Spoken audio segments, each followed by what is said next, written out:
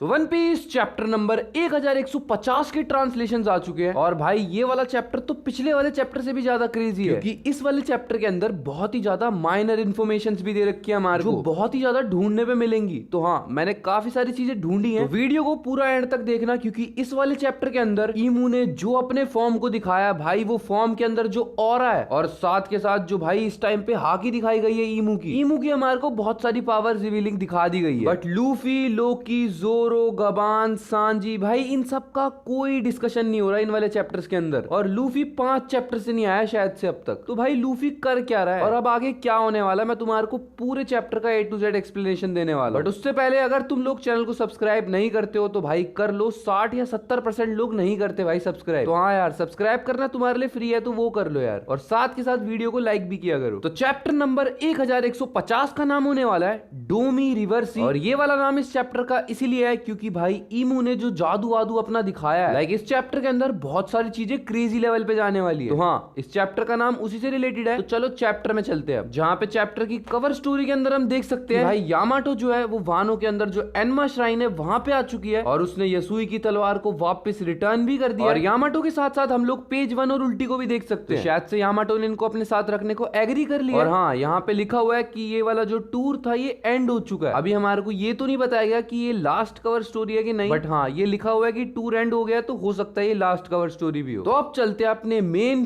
Peak chapter की तरफ। तो भाई चैप्टर की जो स्टार्टिंग है वो तो बहुत ही गजब है एल्बाफ के लिए। जो भी बच्चे होली नाइट्स वालों के कंट्रोल में थे वो लोग एकदम ठीक ठाक वापस आ रहे हैं। वो सारे के सारे बेचारे रोते हुए वापस आ रहे हैं और यहाँ पे उनके पेरेंट्स उनको देखकर खुश है कि चलो यार ये वापस तो आए। और यहाँ पे ये बच्चे इनको यही बता रहे होते हैं कि भाई ओल्ड गाय जो बाहर का था और यानी कि यासान जो कि अपना गबान है, वो लोग डैमेज हो चुके हैं, उन लोग को अंडरवर्ल्ड के अंदर फेंक दिया गया। भाई यहाँ पे जायंट्स को बिलीव नहीं हो रहा कि गबान को नॉकडाउन कर दिया गया। भाई ये क्या चल रहा है यहाँ पे। और यहाँ पे हमारे को बताया जा रहा है कि वो वुमेन यानी कि गन को कुछ ना कुछ तगड़ा एक्शन करने वाली है, जिसके बाद ये बच्चे और ज्यादा डर चुके हैं। और जहां तक ये जायंट्स देख पा रहे हैं इस टाइम पे गन को हवा में उड़ रही है। और गन को हवा में इसीलिए उड़ पा रही है क्योंकि पिछले चैप्टर के एंड के अंदर जब वो ब्रूक की तरफ जा रही थी तब एकदम से ईमू ने गन को के ऊपर कंट्रोल ले लिया था और मेरे हिसाब से इसीलिए वो हवा में उड़ पा रही है। तो यहाँ पे एक बच्चे की माँ उसको जो बहुत ज्यादा डांटती है वो बच्चे की तरफ जाती है बहुत ही गुस्से में, और जिसके बाद एकदम से वो उसको गले लगा लेती है, जिसके बाद जिस चीज को देखकर सारे के सारे यहाँ पे शॉक्ड हो चुके हैं कि ये क्या चल रहा है यहाँ पे। बट भाई गनको के अंदर जो ईमू है वो बहुत ही तगड़ा एडवांस कॉन्करर हाकी से अटैक टाइप का करती है, और जिसके बाद ये सारे के सारे बच्चे बूढ़े सबके सब बेहोश हो चुके हैं। और यार ये जो हाकी हमारे को पुराने टाइम की बंदूकी दिखाई जा रही है ईमू की, जॉय बॉय की, भाई तुम इनका स्केल देखो यार एक बारी को। जो हमारे को जॉय बॉय की हाकी दिखाई गई थी एग हेड था और ये ईमू वाला एल्बाफ है। एल्बाफ कोई छोटी मोटी जगह नहीं है, पूरे सन वर्ल्ड को ले लिया भाई इसने। लाइक इतना आसान नहीं है भाई। ये जो हाकी ईमू की दिखाई गई है भाई ये बहुत क्रेजी लेवल पे जा चुकी है। तो मैं तो ये सोच रहा हूँ कि भाई लूफी को कितनी ट्रेनिंग चाहिए भाई। वन पीस का फाइनल वॉर जो होगा ना उसमें हम लोग पागल होने वाले, हम लोग को समझ में ही नहीं आएगा चल क्या रहा है। यहाँ पे जो हाकी का असर है वो भाई डोरी एंड ब्रोगी के साथ वालों तक पे आ रहा है, साथ के साथ जो लोग जारुल के साथ है उनके ऊपर भी आ रहा है। और यहाँ पे गनको के हाथ में पता नहीं क्या त्रिशूल सा आ चुका है, और यहाँ पे गनको के हाथ में कोई नया सा वेपन आ चुका है जिसकी मदद से वो कोई सर्कल क्रिएट करती है, और उस सर्कल को क्रिएट करने के बाद गनको के भाई पंख आ चुके हैं, मतलब जो ईमू है भाई उसकी पूंछ भी आ चुकी है। और ये क्या फॉर्म है ईमू का भाई। अब तक हमारे को सबकी ऑरा फार्मिंग दिखाई गई, बट तुम ईमू की देखो एक बारी भाई, कितना नेक्स्ट लेवल का लुक है। पीछे पूंछ, हाथ में भाई पता नहीं क्या त्रिशूल टाइप का दे रखा है, साथ में बैट वाले पंख, भाई दैट्स क्रेजी। और गन को इस टाइम पे पूरे अपने कंट्रोल को खो चुकी है। यहाँ पे ईमू किलिंगम को बोलता है बहुत ही तगड़े स्टाइल में कि हमारे पास किसी को माफ करने का कोई मौका नहीं है। और यहाँ पे ईमू किलिंगम को डांटते हुए बोलती है कि तुम लोग अभी तक बस यही कर पाए, क्या तुम्हारी बस इतनी कैपेबिलिटी है। बट जिसके बाद किलिंगम बोलने लगता है कि यार हाइवन मेरी बात तो सुनो, मैंने जो भी नाइटमेयर्स की हॉल है उनको ओपन रखा और जो मॉन्स्टर्स हैं वो सारे के सारे एक एक करके बाहर आते गए। तो यहाँ पे किलिंगम बोलता है कि ये सारे के सारे जो भी मॉन्स्टर आए हैं ये सारे के सारे ड्रीम से आए हैं, जहाँ पे डेथ का आइडिया एग्जिस्ट ही नहीं करता, तो मैं इन लोग को मार तो सकता ही नहीं था। और जो भी मेरे मॉन्स्टर अभी गिरे हुए दिख रहे हैं उनको तो मैं बस एक आवाज में उठा दूंगा क्योंकि मरना इनके लिए है ही नहीं। और यहाँ पे ईमू का सोमर्स को ऑर्डर आता है वहां पे जितने भी ब्रैड्स हैं उन सबका ध्यान रख। सोमर्स यहाँ पे भाई मरा ही नहीं है। सोमर्स बोल रहा है हाँ हाँ अभी देखता हूँ मैं इनको, सांस भी नहीं ले पा रहा बेचारा ढंग से। और यहाँ पे ब्रूक शॉक्ड है कि भाई ये बुढ़ा भी जिंदा है। और जिन पे यहाँ पे गनको को देखता है और बोलता है यार ये तो हवा में उड़ रही है, मतलब ये सेम नहीं रही, ऐसा लग रहा है इसके अंदर कुछ तो बदल चुका है। और रॉबिन को ये समझ में नहीं आ रहा कि लूफी और बाकी सब कहाँ पे है। नामी भी यहाँ पे यही बोलते है कि जोरो सांजी कर क्या रहे हैं भाई, कहाँ गायब है ये लोग। ब्रूक बोलता भाई हजरुद्दीन वगैरह वगैरह भी गायब है। अब इस टाइम पे उन लोग की जरूरत है भाई, वो लोग कर क्या रहे हैं समझ नहीं आ रहा। 5 चैप्टर हो चुके हैं भाई, लूफी का कोई अता पता नहीं दिखाया गया हमारे को। रॉबिन कुछ करने का ट्राई कर रही होती है और जिन पे बोलता है तू क्या करना चाह रही है रॉबिन, तो रॉबिन यहाँ पे बोलती है अगर हम लोगों ने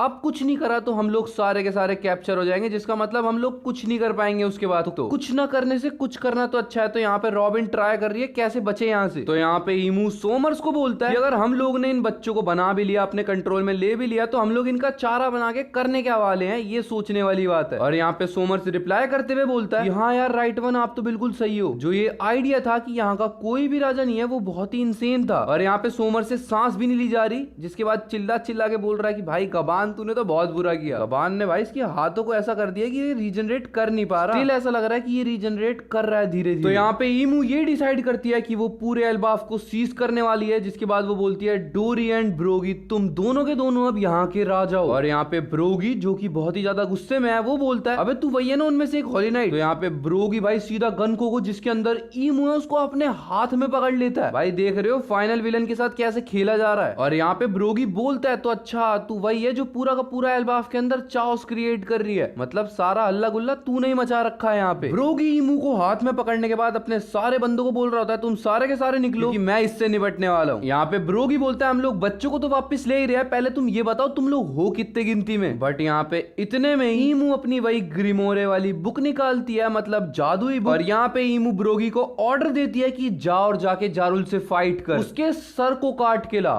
भाई ये ब्रोगी को ऑर्डर दिया गनको ने। और यहाँ पे वो अपनी बुक के अंदर से जादू निकाल रही है कुछ, और गनको यहाँ पे बोलती है इन सब चीजों से पहले तुम लोग इस चीज को क्लेम करो कि तुम लोग अब एल्बाफ के राजा बन चुके हो। और यहाँ पे जादू वाली बुक के अंदर से कुछ निकल रहा है, जिसके बाद ब्रोगी बोलता है तू चुप रहना, तू कौन है, तू डिसाइड करेगी क्या इस कंट्री के अंदर क्या चलेगा। जिसके बाद चाकू और भाई बंदूकें निकल के आती है उस बुक के अंदर से, और पहले ब्रोगी के हाथ में चाकू घोपा जाता है, जिसके बाद बंदूक से गोली मारी जाती है और ब्रोगी का पूरा हाथ उड़ा दिया गया है यहाँ पे। तो यहाँ पे ईमू बोलती है इन सब कामों से तो तुम लोग कुछ करने नहीं वाले, मैं तुम्हारे को पहले ईविल वाली पावर दूं। और यहाँ पे वो बंदूक तो इतनी बड़ी नहीं थी, बट भाई जो उसका असर था जायंट्स भी देख के हिल चुके हैं कि ब्रोगी का पूरा हाथ काट दिया बीच में से, और वो भी ब्रोगी का सबसे स्ट्रॉन्गेस्ट आर्म है वो। यहाँ पे जायंट बोल रहे होते हैं कि भाई ये वुमेन तो मरने वाली है, इसको समझ नहीं आ रहा चल क्या रहा है यहाँ पे। और यहाँ पे हमारे को बताया जाता है कि उस बुक ने ब्रोगी की थोड़ी सी लाइफ स्पैन को ले लिया अपने अंदर, जिसके बाद उस बुक ने ब्रोगी को दिया इमॉर्टेलिटी और साथ के साथ कुछ ऐसी स्ट्रेंथ की पावर ब्रोगी ने सोची भी नहीं होगी। ईमू यहाँ पे अपने आप को ईमू ना बता के मुंह बोलता है, तो यहाँ पे ईमू बोलता है कि मुंह की डोमिनेशन के अंदर एक ऐसा जादू जिसके अंदर ना कोई लॉजिक है ना कोई रीजन है। यहाँ पे वो ब्रोगी के लिए डीमन फॉर्म मांगती है जो सोची है उसने, और यहाँ पे लिखा जाता है डेमोनिक कॉन्ट्रैक्ट एक्वायरल, जिसके बाद ब्रोगी के नीचे वही 5 चक्र वाला सर्कल बन जाता है। और ये कोई ऐसा वैसा सर्कल नहीं है भाई, ये ईमू की अंगूठी है जिसके अंदर से उसने बुक प्रेजेंट करी है, और बुक के अंदर से ये सर्कल आया। इस सर्कल के अंदर भी कुछ बहुत ही ज्यादा इंटरेस्टेड है, मैं तुम्हें बताऊंगा। ब्रोगी का जो हाथ गिरा हुआ है वो शायद से डीमन को दिया गया। तो यहाँ पे सारे के सारे जायंट्स हैरान हो चुके हैं कि भाई ब्रोगी के साथ करने क्या जा रही है, वो ये डीमन वीमन कुछ बोल रही है, कुछ गलत तो नहीं होने वाला। ईमू यहाँ पे अभी भी अपना रिचुअल पूरा कर रही होती है, जिसके बाद ब्रोगी उसी सर्कल के अंदर खुद ही घुसने लग जाता है, जिसके बाद ब्रोगी बोलता है भाई मैं तो डूब रहा हूँ इसके अंदर। जिसके बाद ईमू बोलती है डार्क इन्वर्जन डोमेन डोमी रिवर्सी, और यहाँ पे भी डोमेन वगैरह यूज करे जा रहे हैं। यहाँ पे वापस आने को बोला जाता है, डोमेन रिवर्सी का मतलब वापस बुलाया जाता है ब्रोगी को, और ब्रोगी पता नहीं क्या भाई हैंग हो के बाहर आ रहा है। जिसके बाद सारे के सारे जायंट शॉक है कि भाई हो क्या रहा है यहाँ पे, और एकदम से हम देखते हैं कि ब्रोगी के जो दांत है वो बहुत ही ज्यादा बड़े हो चुके हैं, और ब्रोगी एक डीमन के अंदर कन्वर्ट हो चुका है, जो कोई नॉर्मल डीमन नहीं है भाई, उसके पंख तक आ चुके हैं जैसे ईमू के। इस टाइम पे सारे के सारे जायंट्स के जो साइज है उनसे बहुत ही बड़ा हो चुका है इस टाइम पे ब्रोगी, और ब्रोगी को देख के वो लोग समझ चुके हैं कि ये डीमन के अंदर कन्वर्ट हो चुका है। भाई जायंट्स भी बोल रहे हैं कि तो भाई बहुत ही ज्यादा हद से ज्यादा बड़ा है, इसको हो क्या गया है। यहाँ पे जायंट्स को कुछ समझ में नहीं आ रहा, वो लोग बोल रहे हैं भाई हमारे बॉस को कितना डेंजरस बना दिया इसने, डीमन वीमन नहीं है यार हमारे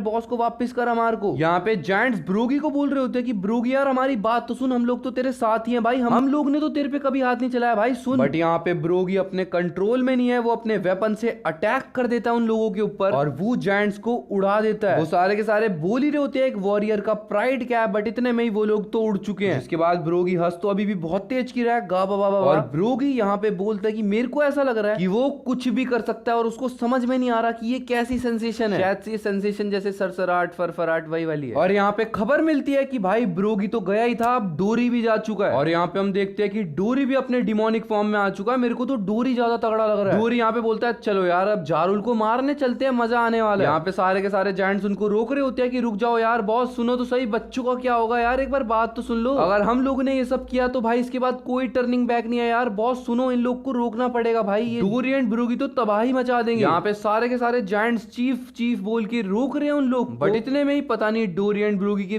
बीच में वो लोग आ जाते हैं और भाई वो लोग भी डेमोनिक फॉर्म में टर्न हो चुके हैं। यानी कि जो बाकी के जायंट्स है वो सारे के सारे देखकर पागल हो रहे हैं। और यहाँ पे एक एक करके ईमू ने इनकी पूरी आर्मी बना दी है। यहाँ पे जायंट्स को समझ में नहीं आ रहा कि ये लोग इनके बीच में आ गए, इसीलिए ऐसा हो रहा है क्या, ये किसी को कुछ समझ में नहीं आ रहा कि भाई यहाँ पे एल्बाफ के अंदर चल क्या रहा है इस टाइम पे। और यहाँ पे हम देख सकते हैं कि कुछ जायंट्स वहां से भागते हुए जा रहे हैं, जिसके बाद बाकी सारे के सारे जायंट्स सबके सब बिल्कुल ईमू जैसा फॉर्म ले चुके हैं और उन सबके हाथ में एक त्रिशूल जैसा कुछ है। जिसके बाद ये सारे के सारे जायंट्स बहुत ही ज्यादा ह्यूज हो चुके हैं और इनके जो वेपन्स है भाई वो बहुत क्रेजी लग रहे हैं। और पीछे सारे के सारे जो मॉन्स्टर थे जो किलिंगम ने बनाए थे भाई वो तो अभी भी है ही है। तो यहाँ पे ईमू बोलता है कि भाई सुनो मेरी बात को ध्यान से, सब कुछ मत उजाड़ना यहाँ पे, क्योंकि ये जो लैंड है इसको रूल करना पड़ेगा, मजा आएगा इसको कंट्रोल करने में। खैर बाकी सब तो छोड़ो, इनको थोड़ा सा और देखते हैं कि ये लोग क्या कर सकते हैं। और ईमू ने जो डोरी एंड ब्रोगी को कन्वर्ट किया डिमोनिक फॉर्म में, ये देखना चाह रही है ईमू भाई ये लोग क्या कर सकते हैं। जिसके बाद बहुत सारे जायंट्स आके जारुल को बोल रहे होते कि भागो जारुल सामा, क्योंकि जो चीफ्स है वो ढंग से रिएक्ट नहीं कर रहे हैं। यहाँ पे जारुल बोलता है कि भागना, तुम किसको बोल रहे हो भाई, मैं एक वॉरियर हूँ और इसका वॉरियर बनने वाला ढंग से। जारुल के मरने का टाइम आ चुका है भाई, इसका गला जाने वाला है। और जिसके साथ चैप्टर नंबर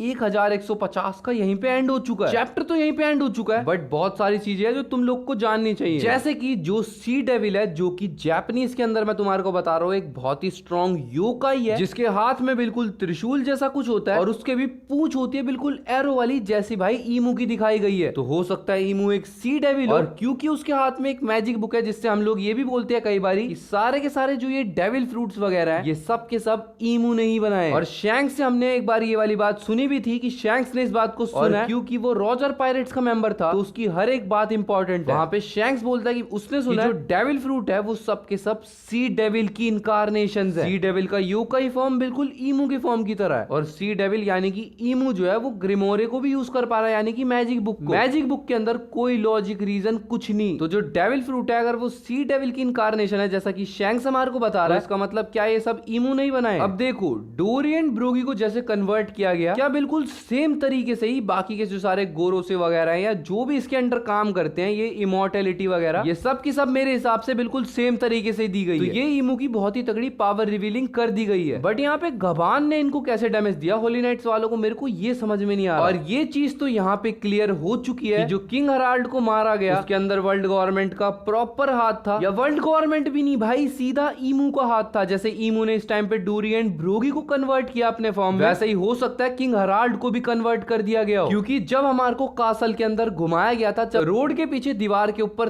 3 निशान पड़े हुए थे, और जैसा इस टाइम पे हमने ईमू के हाथ में त्रिशूल सा देखा भी, ये बिल्कुल उसी का निशान लग रहा है। तो क्या किंग हराल्ड भी इन वेपन्स को यूज कर रहे थे? तो इसी वजह से किंग हराल्ड को मारना पड़ा लोकी को, क्योंकि वहां पे हमारे को ये भी बताया गया कि करीब 100 जायंट्स को मार दिया गया। और हमने अभी अभी देखा कि ब्रोगी को जब कन्वर्ट कर दिया गया उस फॉर्म में, तो उसको कुछ पता नहीं लग रहा भाई, वो अपने जायंट्स को ही उड़ा रहा है। तो क्या पता किंग हराल्ड ने भी जायंट्स को मारने की कोशिश की। इसके बाद लोकी और जारुल को लगाओ कि अब तो कोई रास्ता नहीं है। किंग हराल्ड की जो हमने स्वॉर्ड देखी थी, उसी स्वॉर्ड को यूज करके जारुल ने किंग हराल्ड के ऊपर अटैक किया हो, ये चीज हो सकती है भाई। और जिस जारुल को हम लोग ट्रेटर बता रहे हैं, क्या पता वो ट्रेटर हो ही ना, क्योंकि भाई जारुल तो इस टाइम पे उसको तो मारने का ऑर्डर दिया जा चुका है, उसको क्यों मारेगा ईमू अगर वो अपनी पार्टी का बंदा होगा तो। और साथ के साथ जो जारुल है वो इस टाइम पे फाइट करना चाह रहा है, जैसे उसको चैप्टर के एंड के अंदर बोला गया कि भाग जा, बट वो बोल रहा नहीं भाई मैं कैसे भाग जाऊंगा। तो यहाँ पे इसका मतलब क्लियर है कि वो फाइट चाहता है। सबसे बड़ा क्वेश्चन सब लोग के दिमाग में इस टाइम पे यही आ रहा है कि भाई फाइनल विलन कौन होने वाला है अब, क्योंकि ईमू या ब्लैक बियर्ड, इन दोनों के बीच में अब कंफ्यूजन आ चुकी है, क्योंकि ईमू की भी पावर रिवीलिंग हमारे को दिखाई जा रही है धीरे धीरे, या फिर पहले लूफी और ब्लैक बियर्ड टीम अप करेंगे, क्योंकि जो ईमू है वो पूरे के पूरे डी क्लैन का दुश्मन है, और ये दोनों के दोनों ही लूफी और ब्लैक बियर्ड डी क्लैन के मेंबर है। तो क्या ये दोनों के दोनों पहले मिलेंगे? क्या मतलब ब्लैक बियर्ड और लूफी अंधेरा और रोशनी आपस में मिलेंगे, जिसके बाद वो ईमू को हराएंगे, और फिर हम लोग देखने वाले हैं ब्लैक बियर्ड वर्सेस लूफी? या फिर ये मैं कुछ ज्यादा ही सोच रहा हूँ। But I thought final villain black beard नहीं होने वाला, वो ईमू होने वाला, क्योंकि ईमू का जिस लेवल का हमारे को पावर दिखाया जा रहा है, बहुत क्रेजी लेवल। जॉय बॉय के जो भी थे क्रू मेट्स या टीम मेट्स जो भी हमारे को दिखाए गए भाई, वो इतने बड़े बड़े लार्ज स्केल पे थे और लाइक पूरे के पूरे यार एंशिएंट वेपन्स थे भाई उसके दोस्त, बट स्टिल वो लोग ईमू को नहीं हरा पाए। तो लाइक इतना आसान नहीं है भाई किसी ऐसे क्रिएचर को हराना। जिसके बाद ये वाला बहुत ही धांसू सा चैप्टर यहीं पे एंड होता है। और ये जो थोड़ी सी चीजें मैंने तुम्हारे को बताई थी, ये बाहर से भी उठाई हुई थी भाई, मैं किसी का क्रेडिट नहीं लेता। वीडियो को यहीं पे एंड करते हैं। आई होप तुम लोग को ये वीडियो पसंद आई होगी। वीडियो पसंद आई हो लाइक कर देना, चैनल पे नए हो सब्सक्राइब कर देना। मिलते हैं नेक्स्ट वीडियो में, तब तक के लिए बाय बाय।